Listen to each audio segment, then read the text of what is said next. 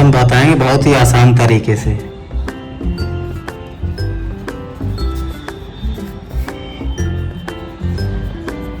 आसान तरीके से फैक्टर कैसे निकालें, FACTOR फैक्टर कैसे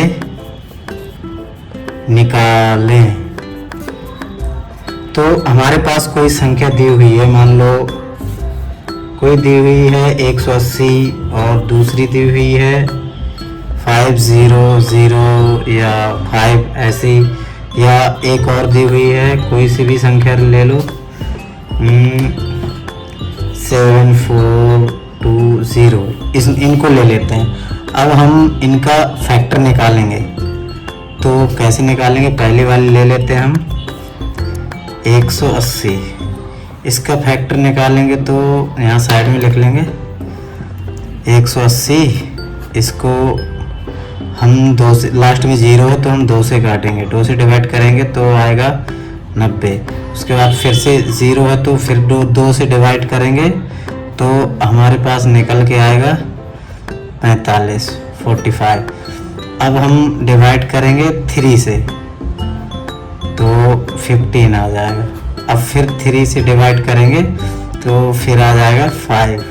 अब 5 से डिवाइड करेंगे तो 1, यानी कि 180 के फैक्टर निकल के आएंगे 2 × 2 × 3 × 3 × 5।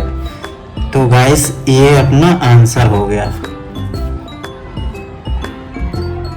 मुझे आशा है कि आपको समझ में आ रहा होगा। अब चलिए अब हम दूसरे में चलते हैं। ये है 5005, इसका फैक्टर निकालना है अब हमको। तो क्या करेंगे, यहाँ साइड में 5005, तो लास्ट में 5 और यहाँ 5 किसी भी संख्या से कटेगा, नहीं तो ये 5 से ही कटेगा, तो 1001। अब ये कटेगा 11 से 7 से कट जाएगा, 7 एकम 7 और बचा 3, तो 7 143, यानी कि 143, 7 एकम 7, 7 चौक 28 और 7 21। अब फिर काटेंगे इसको 11 से काटेंगे तो आएगा 13। अब 13 से काटेंगे तो 1 आ जाएगा, यानी कि 500,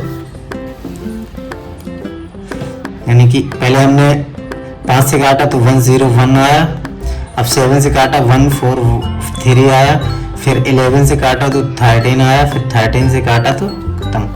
अब हमने इसका 505 का फैक्टर क्या निकाला है, 5 7 11 13, यानी कि 5 × 7 × 11 × 13। अब हम इनका तीनों का आपस में मल्टीप्लाई कर देंगे तो 5005 निकल के आ जाएगा आंसर। तो अब चलिए दूसरे वाले पे चलते हैं। कौन सा था, 7420, थर्ड नंबर है 7420।